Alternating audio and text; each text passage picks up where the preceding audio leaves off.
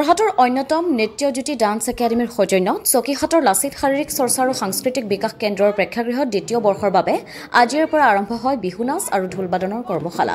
নৃত্যজ্যোতি dance একাডেমীৰ সঞ্চালিকা তথা নৃত্যশিল্পী জোনালী চক্ৰৱৰ্তীৰ আধৰা অনুষ্ঠানটোত আৰম্ভণিতে এগছি বন্তি প্ৰজ্বলনেৰে শুভাৰম্ভণি কৰে ঢোলৰ ওজা মহেন্দ্ৰ চুতীয়া, পোহৰ লাইব্ৰেৰীৰ মুখ্য সম্পাদক অমৰ বৰুৱা আৰু মুখ্য প্ৰশিক্ষক হিচাপে উপস্থিত থকা বিহু শিল্পী প্ৰাঞ্জলি হাজৰিকা, বিহুৱা সীমান্ত বৰা, শান্তনু শইকীয়া, নৃত্যজ্যোতি ডান্স একাডেমীৰ সঞ্চালিকা তথা নৃত্যশিল্পী জোনালী চক্ৰৱৰ্তী আৰু বৰ্ণালী চক্ৰৱৰ্তীয়ে।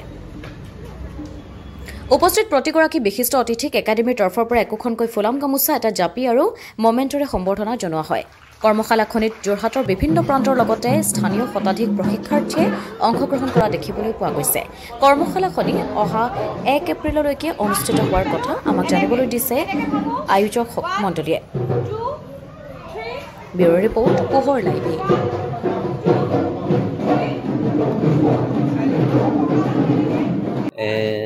আজি এটাতকৈ খুব ভাল লাগিলে পৰিৱেশটো, যিহেতু আজি নৃত্যজ্যোতি ডান্স একাডেমীয়ে এই দ্বিতীয় বৰ্ষৰ বাবে এই বিহুৰ কৰ্মশালাটো পাতিলে আৰু ইয়াৰ শুভ উদ্বোধক হিচাপে আমাক নিমন্ত্ৰণ জনালে।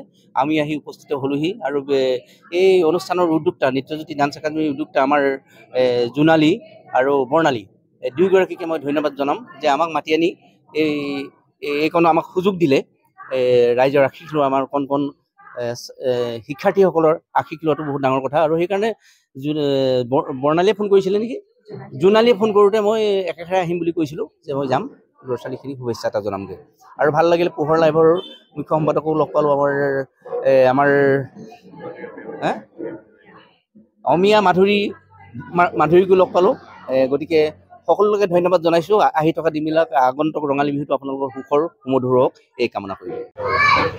আজি আমাৰ নৃত্যজ্যোতি ডান্স একাডেমীৰ দ্বিতীয়বাৰৰ বাবে আয়োজন কৰিছোঁ বিহু নাচ আৰু ঢোলবাদনৰ কৰ্মশালাটি।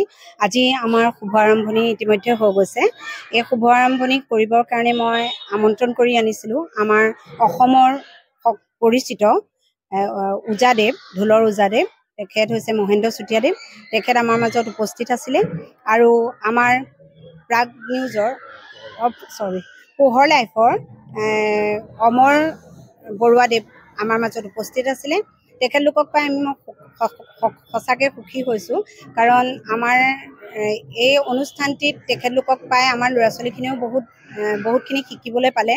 তেখেতলোকৰ যি মন্তব্য আছিলে, সেই মন্তব্যৰ পৰা মই ভাবিছোঁ উপকৃত হ'ব। আৰু তেখেতলোকলৈ মোৰ ফালৰ পৰা আৰু আমাৰ নৃত্যজ্যোতি ডান্স একাডেমীৰ ফালৰ পৰা বহুত শুভকামনা জনাইছোঁ। ধন্যবাদ। পোনপ্ৰথমে মই পোহৰ লাইভৰ সম্পাদক অমৰ দাক বহুত ধন্যবাদ জনাইছোঁ আমাৰ ওচৰলৈ অহাৰ বাবে। আমি এইবাৰ নৃত্যজ্যোতি ডান্স একাডেমীয়ে প্ৰথমবাৰৰ বাবে যিহেতু আমি এই বিহু কৰ্মশালা আৰু ঢোলবাদনৰ কৰ্মশালাখনি আৰম্ভ কৰিছোঁ। আজিৰ পৰা আমাৰ 1 তাৰিখলৈকে আছে। 1 তাৰিখে আমাৰ এই কৰ্মশালাখনিৰ সামৰণি অনুষ্ঠান। গতিকে আজি এই অনুষ্ঠানটি আমাৰ শুভাৰম্ভ হৈছে। ইয়াত বহুকেইজন বিশিষ্ট ব্যক্তি উপস্থিত আছে। গতিকে তেখেতসকলক আমি বহুত ধন্যবাদ জনাইছোঁ। আৰু আমাৰ এই অনুষ্ঠানৰ প্ৰশিক্ষক হিচাপে বিহু কৰ্মশালাৰ আমি আমন্ত্ৰণ কৰি আনিছোঁ প্ৰাঞ্জলি হাজৰিকা বাইদেউ। গতিকে তেখেতকো আমি বহুত ধন্যবাদ জনাইছোঁ। আমাৰ এই ছাত্ৰ ছাত্ৰীসকলক তেওঁ যিখিনি শিক্ষা প্ৰদান কৰিব এইকেইদিনত, মই ভাবোঁ বহুতখিনি উপকৃত হ'ব। তাৰ বাবে মই বহুত ধন্যবাদ জনাইছোঁ।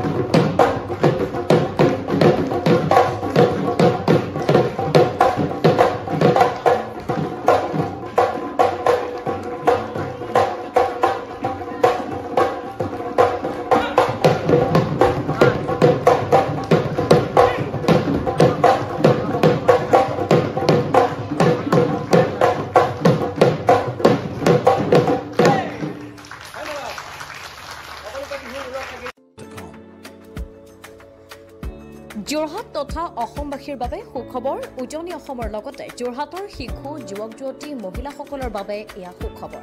যোৰহাটত মুকলি হ'ল লেকমি চেলুন। যোৰহাটৰ গড় আলিৰ এপল' টাৱাৰৰ প্ৰথম মহলাত মুকলি ভাৰতবৰ্ষৰ অন্যতম জনপ্ৰিয় salon Lakme salon. Lakme salon মানে ভাৰতবাসীৰ নিৰ্ভৰযোগ্য প্ৰতিষ্ঠান। লেকমি চেলুনখনত আপুনি পাব বিভিন্ন ধৰণৰ সুবিধা, য'ত অত্যাধুনিক যন্ত্ৰৰে আপোনাক সজোৱা হ'ব। ইয়াত বিভিন্ন bridal package, makeup artist, skin care, hair dresser সুবিধা উপলব্ধ হ'ব, য'ত থাকিব ৰেহাই মূল্য।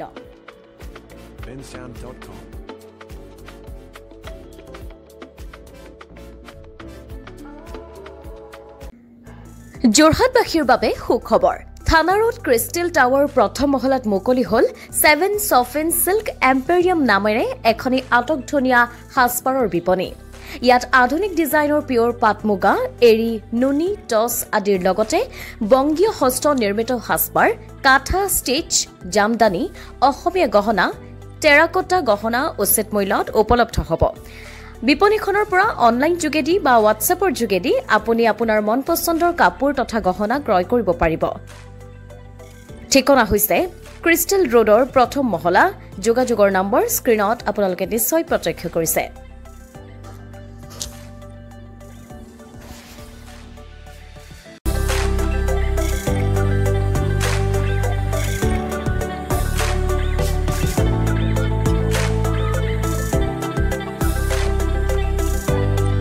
নাৰী তথা যুৱতীসকলৰ বাবে আপোন পাট মুগা নুনি বিভিন্ন থলুৱা সাজপাৰৰ বিশেষ বিপণী 7 চফিন চিল্ক এম্পেৰিয়ামখন মুকলি কৰা হৈছে